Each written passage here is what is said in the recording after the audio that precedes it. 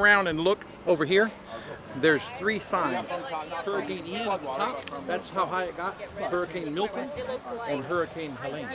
And so they had, after those three floods, they got flooded in Hurricane Milton, the most recent. But they also flooded even worse in Hurricane Ian. So some of these people, after they rebuilt Hurricane Milton, with some more damage. So they voted. It was majority vote, not unanimous, but they all 20 different homeowners agreed with this village to elevate, so they wouldn't have to deal with that problem again. Doing 9 duplexes, which are 3,000 square feet each, and 2 cottages. All at the same time. All at the same time. They're all going up to 10.5 feet of clearance. It takes a massive amount of unified jacket machines to come up with all of the jacks at the same time. Before that, I think we're using about 6,000 wooden crib blocks. So all of that has to be brought out.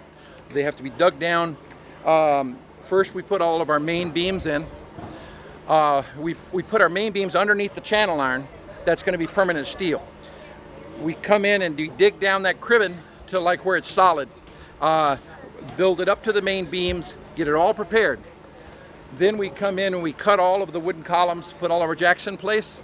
And then we bring our machines and hoses, crib jacks and crib bases, equipment that's designed and engineered for this particular purpose. And then it all comes up evenly. A lot of people thought that this little corner tucked away was resistant to hurricanes, but the last few years have proven that it's not. And historically, there have been hurricanes that have hit this area here. Beautiful area. People like the coastlines, but there are going to be hurricanes, and so we're working from Naples all the way up to Crystal River. What I'm finding is the houses that are on the ground level are kind of losing their value. But once people comply, they lift up, they elevate, they know they're not going to flood again.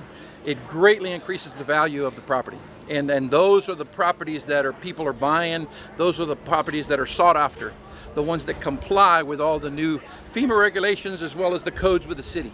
So they're going to elevate up to about 11 foot, new decks, new landings, new steps, bring hook it all back in, utilize the underneath, which was just it was only about 2.5 or 3 feet off the ground before, so there's nothing really you could do with it. It's an option for a lot of people, and it's less costly than tearing down and building new. Another point is the taxes are kind of grandfathered in, and they remain the same, and they can only raise them up 4% a year. So it's not like you tear it down, you build a new house, they value it for millions of dollars, and then they charge you a huge amount in taxes. So this is a way to mitigate that tax cost. As we've gone through the repairs, an awful lot of our single-family homes had to be elevated simply because of the repair project. They had to comply with FEMA-based flood elevation. But there were a lot of homes that passed the 50% test, so were not required to elevate to FEMA. So obviously it's in the city's interest, in the community's interest, to encourage people to become more resilient vis-a-vis storm surge.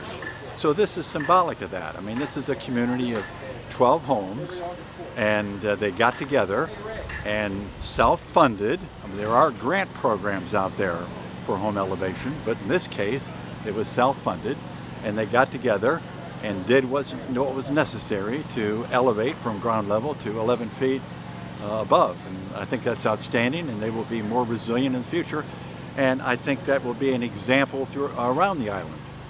Resilience is more than just elevation homes, but safety of our residents of primary importance, and this is safety. Ideally, in the event of a bad storms, we'd like everyone to evacuate, but not everyone can. And if people have to stay for one reason or another, we want them to be as safe as possible. Elevation will help them do that. As everyone knows, after Ian, there was a crazy amount of storm surge that came across the island and flooded our particular village here, flooded almost 5 feet inside. We were already up 3.5 feet. So the surge was great here, and it completely devastated all of our buildings. We had to rebuild them, all of it, windows, roof, flooring, everything, electrical, plumbing. And that was supposed to have been a storm from 100 or 500 years, right? So we clearly learned that that wasn't the case with Helene and Milton that came in right after that. Helene flooded, but it wasn't. It didn't come close to coming into our homes. But Milton did. It came almost within inches, and so it was very sobering and to know that this isn't a 1 in 100, but it's happened already 3 in 2 years. So we came together quickly as a board, presented it to our owners, and did a little bit of lobbying with them just to talk about, hey, these are our choices, and we think this is it. We went and got some different quotes on what to do. We had to educate ourselves on that. We've been put together a committee of elevating, who we've been asking hard questions that we need to bring up and make sure that we can ensure doing. And then we got we got Davy Shoring, which seems to be the right contractor for the job to elevate. And then we found Gem Home Services, and they're fantastic, and we're super friendly with them now, and they've done a lot of work both internally and are doing all the external work post-elevation. Pre-elevation, they demoed everything, and then post-elevation, they're putting everything back together to make it look pretty. I don't think you can be, forever. They've been, homes built on the ground because they never saw any water.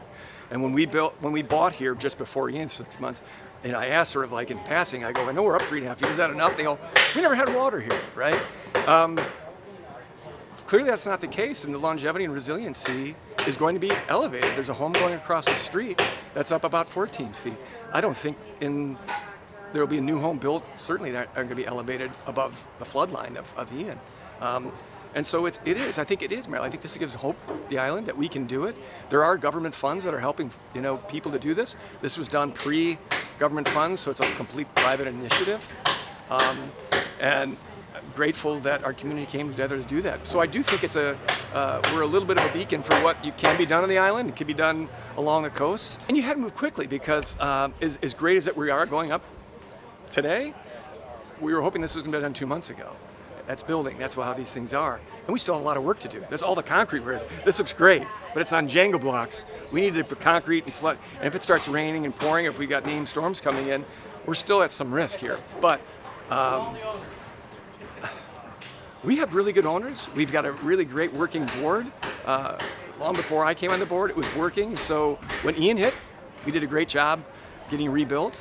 And so the engine was already moving and moving efficiently. So when we decided to do this, I think a lot of people were just more like, I can't believe we have to make another decision and to go through something this grandiose after we just rebuilt for 2 years. Right. So I think it's a little bit of luck of who's in your condo association. Yeah. And I think that, like anything, if you've got we're a small little government, but if you work together with the benefit of a wide range of people, and we're all different. We live all over the country. It's a great opportunity for us to come together and do something that's not only smart, great for Sanibel, great for our peace of mind, but we work together to make it work. And I think the history of that allowed for us to have another win after Ian with doing this project.